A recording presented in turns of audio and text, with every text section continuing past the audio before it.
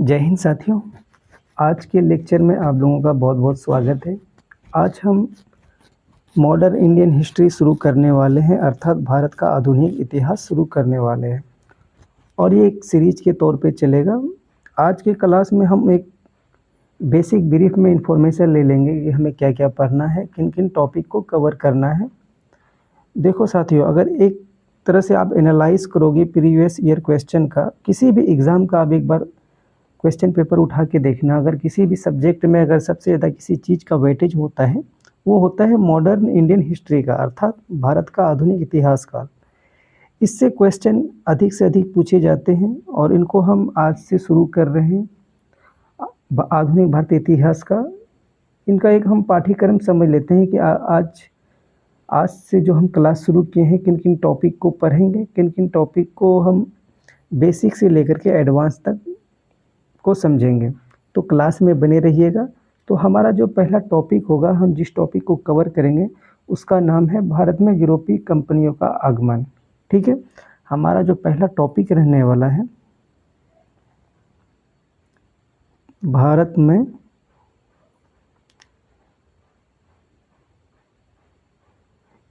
यूरोपीय कंपनियों का आगमन। तो आज हम पढ़ने वाले हैं कि भारत में यूरोपीय कंपनियों का आगमन क्यों हुआ, ऐसा कौन सा कारण था जिसके वजह से यूरोपीय देश में बहुत सारे कंपनी इंडिया में आया। जैसे हम देख सकते हैं कि पुर्तगाल ईस्ट इंडिया कंपनी आया, डच ईस्ट इंडिया कंपनी आया, उसके बाद ब्रिटिश ईस्ट इंडिया कंपनी, फिर हम आगे जाके देखते हो फ्रांस ईस्ट इंडिया कंपनी और Danish east India company Bharat में आया।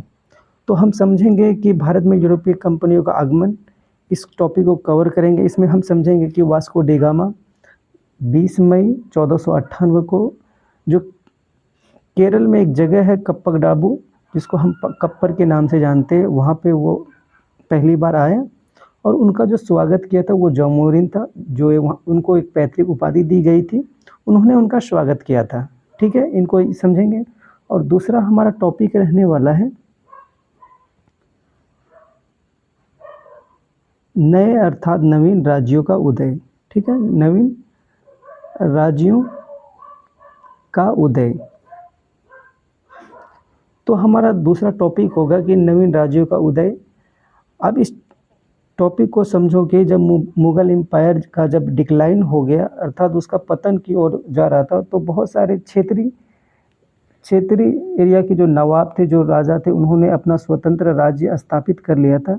जैसे मराठा के बारे में पढ़ेंगे हम, मैसूर के बारे में पढ़ेंगे, बंगाल, सिख, इन सब के बारे में हम समझेंगे आगे की टॉपिक में कि कैसे कैसे इन राज्यों का उदय हुआ और किस तरह से इन पर ब्रिटिश ईस्ट इंडिया कंपनी का रूल इस्टेब्लिश हुआ, इनको भी हम समझेंगे।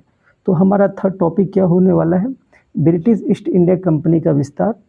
ब्रिटिश ईस्ट इंडिया कंपनी का विस्तार हम पढ़ने वाले हैं कि ब्रिटिश ईस्ट इंडिया कंपनी का विस्तार कैसे हुआ भारत में। आखिर उनका जो स्लोगन था शुरू में जब कंपनी इस्टेब्लिश हुआ था, जो एकाधिकार मिला था मैग्ना कार्टा 31 दिसंबर 1600 ईस्वी को, तो उनका एक स्लोगन था, हम सिर्फ व्यापार करने के लिए आए हैं, भूभाग नहीं। उनका स्लोगन था केवल व्यापार, भूभाग नहीं। ठीक है, तो हम ब्रिटिश ईस्ट इंडिया कंपनी का विस्तार के बारे में चर्चा करेंगे। उसके बाद ब्रिटिश आर्थिक नीतियां के बारे में चर्चा करेंगे। हमारा जो चौथा टॉपिक रहने वाला है,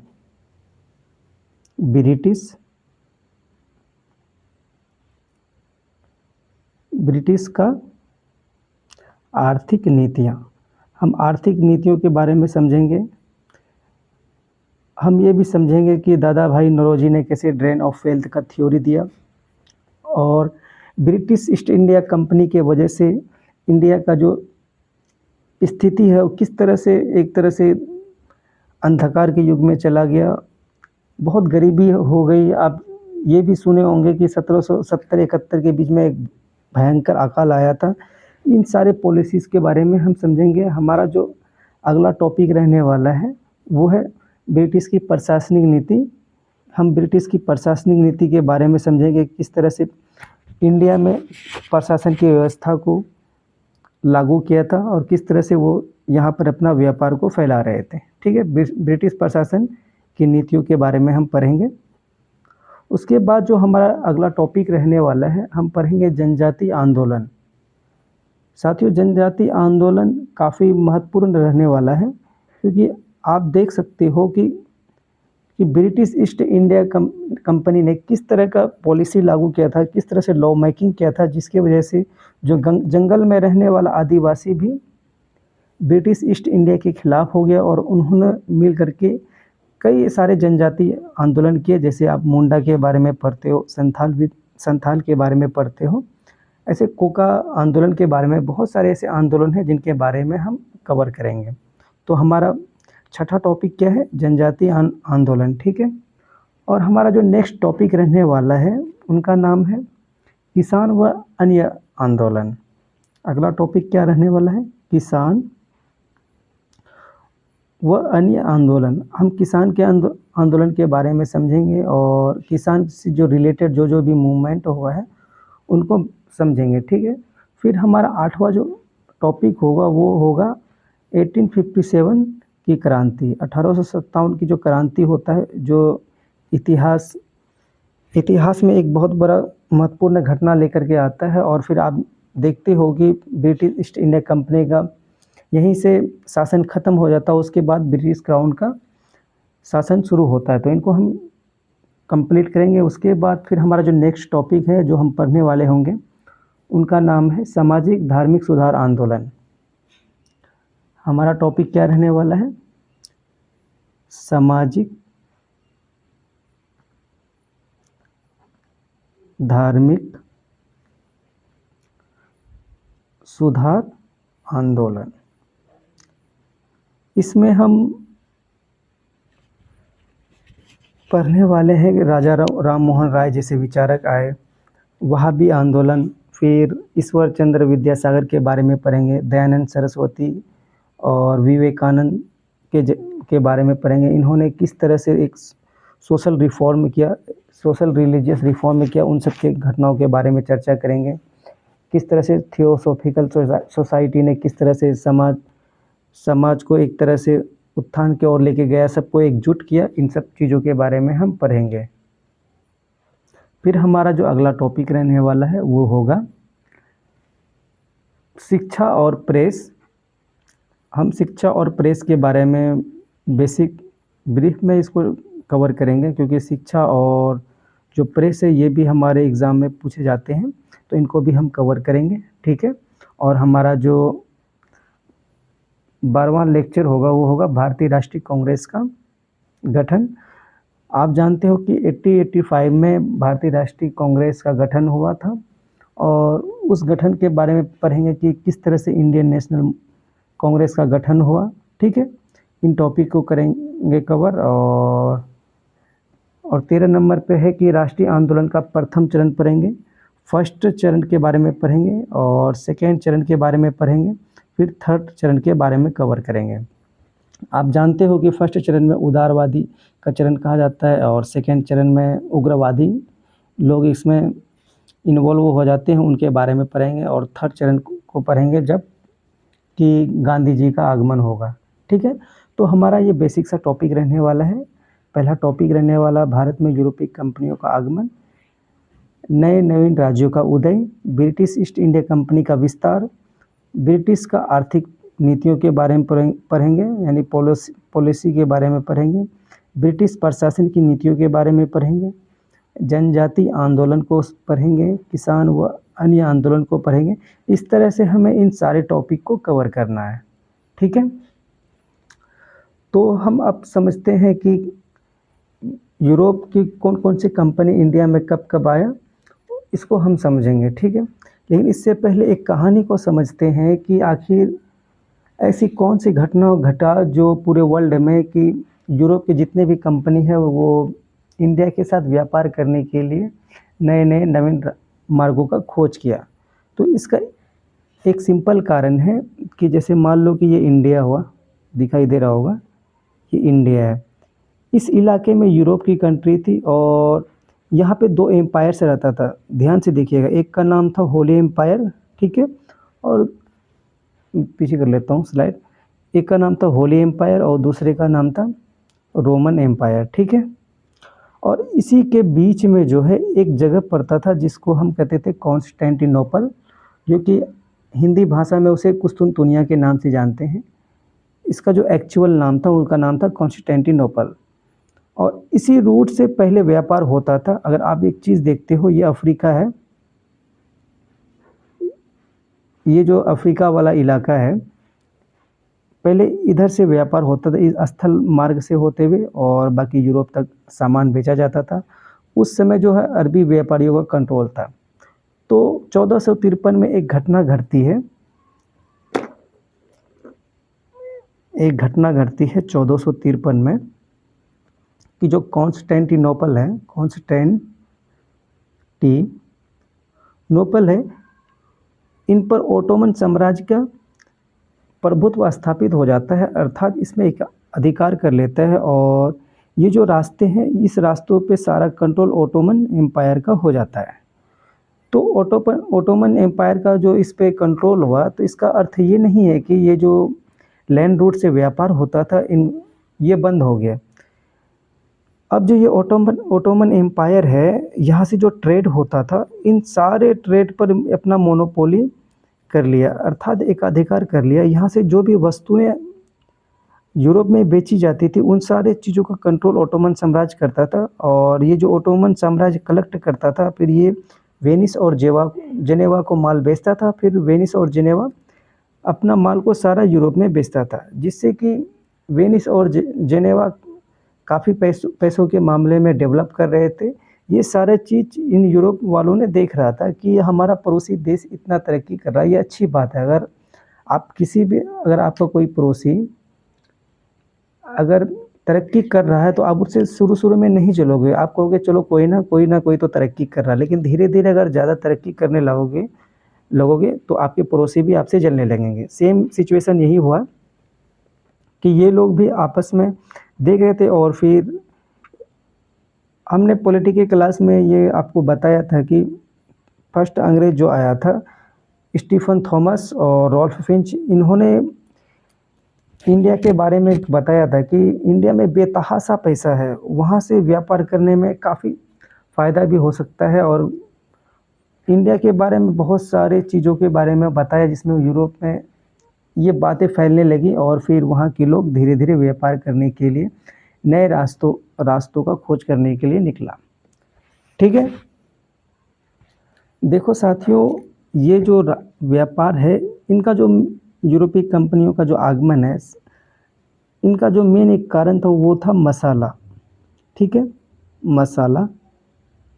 यही सबसे बड़ा फसाद का जड़ रहा। इसी के कारण यूरोप के जो जितने भी कंपनीज है वो इंडिया की ओर आने लगे। देखो यूरोप में क्या था कि वहाँ के लोग मांस को बहुत अधिक खाते थे, और इसके लिए मसाले की ज़रूरत होती थी। तो इंडिया में जो काली मिर्च है, वो मीट के लिए काफ़ी बेहतर था, और उनका मांग जो है, डिमांड है, यूरोप में काफ़ी ज़्यादा था। इस वजह से वहाँ जो मांस को प्रिजर्व किया जाता था, संरक्षित किया जाता था, उनके लिए मसालों की ज़रूरत होती थी। इसलिए वहाँ के देशों ने इंडिया के साथ व्यापार करने के लिए एक नई तकनीक कह सकते हो या उपाय उन्होंने ये लगाया। और उसी समय क्या होता है कि यूरोप में रेनेसां शुरू होता है, जिसे हम पुनर्जागरण कहते हैं। यूरोप में पुनर्जागरण होता है, हम यहीं पे लिख देते हैं पुनर्जागरण।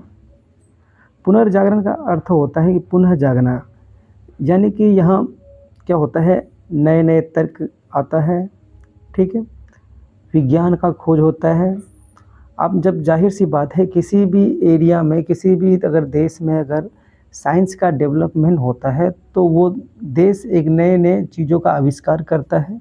और उसी टाइम में जब विज्ञान का डेवलपमेंट हुआ, तो नए नए तकनीक का जहाज़ भी तैयार किया गया, और नए नए हथियार को भी तैयार किया गया, जिस वजह से, और मैपिंग का भी जो चित्र है वो भी एक अच्छे तरह से डिज़ाइन किया जाने लगा, जो एक सही जो दूरी थी, जो रूट था, उनको भी उसमें कवर किया गया है। इस वजह से रास्ता खोजने में बहुत आसान एक तरह से हो गया। तो इनको हम समझेंगे। अब देखो, एक होता है क्या कि 1487 में बार्थोलोम्यू डियाज 1487 में बार्थोलोम्यू डियाज नामक एक व्यक्ति भारत की खोज के लिए निकलता है। लेकिन वो जब निकलता है, इस मार्ग से होते होते ये अफ्रीका के दक्षिण पॉइंट में आता है, जिसका नाम होता है कैप ऑफ स्ट्रोम। फिर पुर्तगाल के राजा इस जगह का नाम देते हैं कैप ऑफ गुड होप का नाम देते हैं, ठीक है, जिसे उत्तम आशा अंतरीप के नाम से भी इसको जाना जाता है। तो फिर क्या होता है कि यहाँ तक का रास्ता पता चल गया दक्षिण पॉइंट का। फिर उसके बाद 1498 में जो कि वास्को डी गामा है, वो अपने जहाज़ को लेकर के, बेड़े को लेकर के आता है और फिर इंडिया के ओर आता है, ठीक है। तो फिर कहानी क्या होता है कि जब 1498 ईस्वी में 1498, देखो एक चीज़ याद रखना, अगर सवाल ये पूछा जाए कि वास्को डी गामा पुर्तगाल से कब निकले, वो पुर्तगाल से 1497 को निकल गया और इंडिया जो पहुंचा था वो 20 मई 1498 ईस्वी को कालीकट, जिसे हम कप्पाकाडाबू के नाम से भी जानते हैं, केरल में जगह पड़ता है, उसी जगह वो पहुंचा था। जब वो कैप ऑफ गुड होप तक आ गए थे, क्योंकि ये रास्ता बार्थोलोम्यू डियाज ने खोज लिया था, तो यहाँ तक आना आसान था।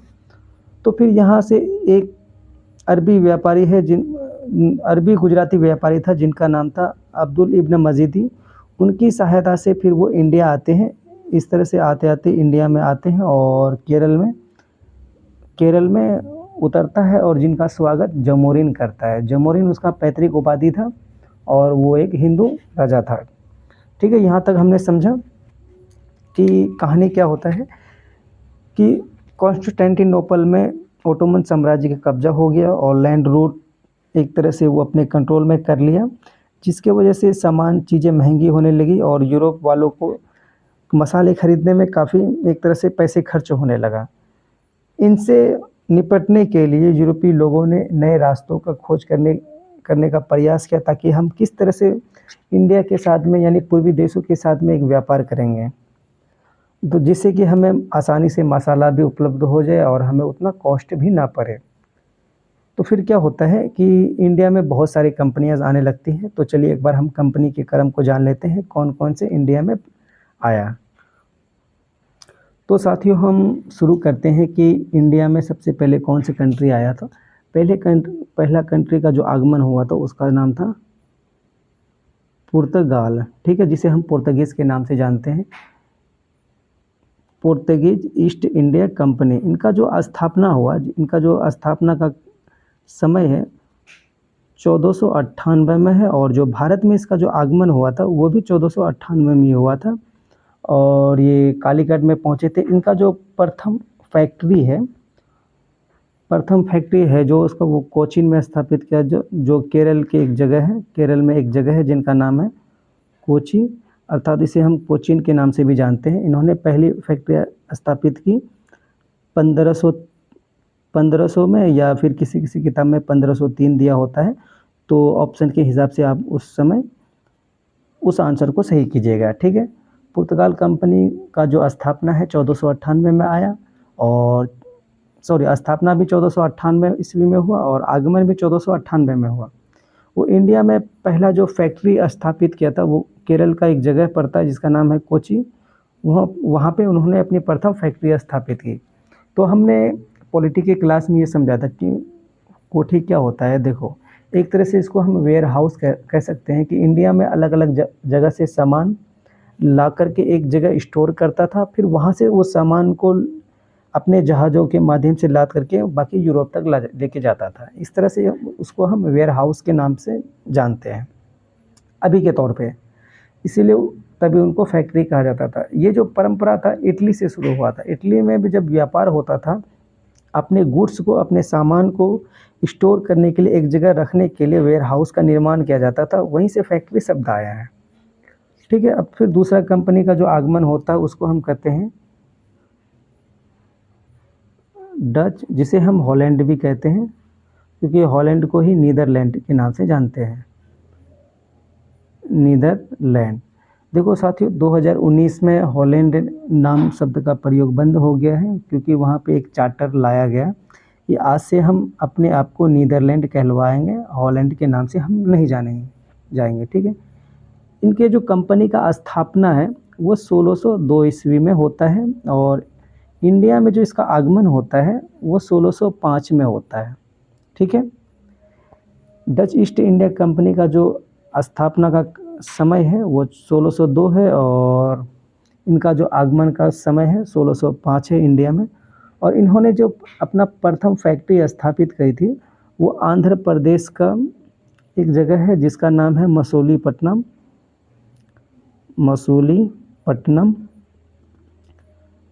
तो इसका टाइम पीरियड क्या है, 1605। तो इन्होंने आंध्र प्रदेश के मसूलीपट्टनम में प्रथम फैक्ट्री स्थापित करी। फिर तीसरा कंपनी है ब्रिटिश ईस्ट इंडिया कंपनी। इस कंपनी का हम पॉलिटी में नाम का चर्चा किए हैं, उनके पूरा नाम क्या था उनको हम चर्चा किए हैं, डिस्कशन किए हैं। तो एक बार आप पॉलिटी की क्लास को अवश्य देखिएगा, काफ़ी इंपॉर्टेंट रहने वाला है। तो ब्रिटिश ईस्ट इंडिया कंपनी का जो स्थापना है वो 1600 ईस्वी को हो चुका था, और ये इसका जो भारत आगमन का क्रम था, आगमन का जो टाइम था 1608 में हुआ। और ये कहाँ पर आया, तो इनका जो प्रथम फैक्ट्री है, जो प्रथम केंद्र है वो मसूलीपट्टनम में ही था, स्थापित किया था मसूलीपट्टनम में। देखो साथियों, आपके मन में एक कन्फ्यूज़न होगा कि हमने बहुत सारी किताबों में देखा है सूरत। देखो सूरत में इन्होंने फैक्ट्री स्थापित करने का प्रयास किया, लेकिन जहांगीर ने फैक्ट्री को बनाने से मना करवा दिया। फिर इन्होंने अपना प्रथम फैक्ट्री, जो अस्थाई फैक्ट्री के नाम से भी जानते हैं, 1611 ईस्वी में इन्होंने प्रथम फैक्ट्री स्थापित की। और फिर 1613 में जो है 1613 में सूरत में अपना अस्थाई फैक्ट्री स्थापित किया था। ठीक है। अगर सवाल आ जाए प्रथम और अस्थाई फैक्ट्री अंग्रेजों ने कहाँ पे स्थापित किया, तो मसूलीपट्टनम। अगर कह दे अस्थाई फैक्ट्री तो फिर हमारा आंसर होगा सूरत। ठीक है। फिर चौथे नंबर पे जो कंपनी आए जिनको हम कहते हैं डेनमार्क ईस्ट इंडिया कंपनी। इनका जो कंपनी का स्थापना है 1616 ईस्वी में हुआ, और इनका जो भारत आगमन का क्रम है वो भी 1616 में ही आया। ठीक है। और इन्होंने जो प्रथम फैक्ट्री स्थापित की थी, देखो तमिलनाडु का एक जगह है जिसको हम ट्रैक्योबार के नाम से जानते हैं, ट्रैक्योबार।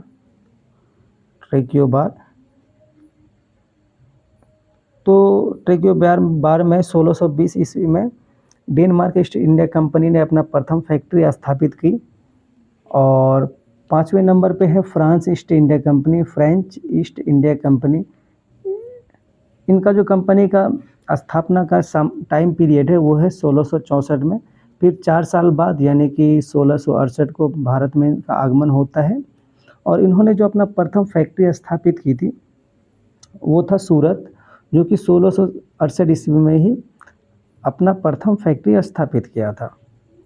और फिर आखिरी में एक और कंपनी है जो स्वीडिश ईस्ट इंडिया कंपनी है, स्वीडिश ईस्ट इंडिया कंपनी।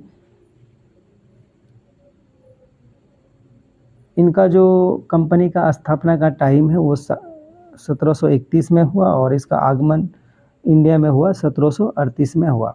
तो हमने अभी तक क्या समझा कि पुर्तगाल ईस्ट इंडिया कंपनी का जो स्थापना है 1498 में हुआ, और इंडिया में आगमन भी उनका 1498 में हुआ। और इन्होंने प्रथम जो फैक्ट्री स्थापित की थी वो केरल के कोचीन में स्थापित की थी 1503 में। अगर ऑप्शन में जो आए 1500 या 1503 उसी को आप टिक कीजिएगा। फिर उसके बाद दूसरा कंपनी आता है डच ईस्ट इंडिया कंपनी। इनका जो स्थापना है 1602 ईस्वी में होता है, और इनका जो भारत आगमन का क्रम है 1605 में आया। 1605 में आया। इनका जो प्रथम फैक्ट्री है आंध्र प्रदेश के मसूलीपट्टनम में है। तो एक चीज़ आप ध्यान रखिएगा, भले ही Dutch East India company Bharat में दूसरे स्थान पे आया है, लेकिन अगर सवाल ये आ जाए कि यूरोप की कंपनियों के आगमन के क्रम में क्रोनोलॉजिकल क्रम में सजाएं, तो सबसे पहले आप देखोगे पुर्तगाल, Dutch, British East India company, Denmark. तो हम एक बार समझ लेते हैं आगमन का क्रम। देखो, आगमन का जो क्रम है, पहले आया पुर्तगीज, उसके बाद डच, फिर ब्रिटिश ईस्ट इंडिया कंपनी, फिर फ्रेंच ईस्ट इंडिया कंपनी, फिर स्वीडिश। एक तरह से ये कंपनी का आगमन का क्रम है।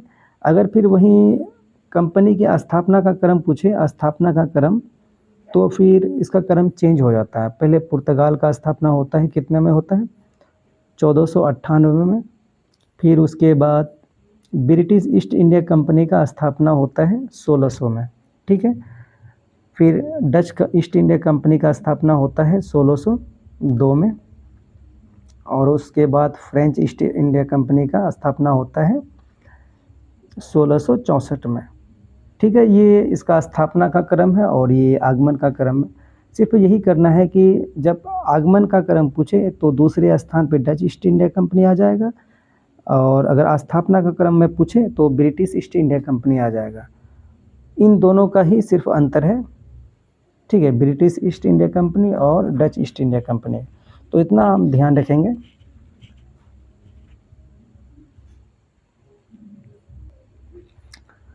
तो फिर और एक चीज़ और हम समझ लेते हैं कि किन किन व्यक्तियों ने कौन कौन सी जगह का खोज किया है। एक बार इस पे ब्रीफ में हम नज़र डाल लेते हैं। देखो, आप देखते हो कि अमेरिका का जो ये इलाका है, ठीक है, हम एक ब्रीफ में बना देते हैं ताकि आपको समझने में आसानी होगी। ये जो ब्राज़ील वाला इलाका है, इनका खोज जो किया था वो पेड्रो अल्वारेज कैब्रल ने इनका खोज किया था। इनका खोजकर्ता कौन था? Pedro Alvarez Cabral. इन्होंने ब्राज़ील के इलाका में खोज किया था। और फिर आप देखते हो अमेरिका जो है, अमेरिका खोज क्रिस्टोफर कोलंबस ने किया था, क्योंकि क्रिस्टोफर कोलंबस निकला था इंडिया के परिप्रेक्ष्य में, इंडिया के ही खोज के लिए निकला था, लेकिन वो ईस्ट के आने के बजाय वो वेस्ट की तरफ चला गया और फिर एक जगह, नई जगह का खोज किया। उन्होंने उस जगह का नाम दिया था, यानी वेस्ट इंडीज़, क्योंकि इंडिया के लिए खोज के लिए निकला था, इसलिए उसको इंडिया नाम दिया, और वहाँ के लोगों को वेस्ट नाम दिया गया, यानी उस दोनों को मिला के एक संयुक्त रूप होता है वेस्ट इंडीज़। तो अमेरिका जो है, अमेरिका की खोज किसने की?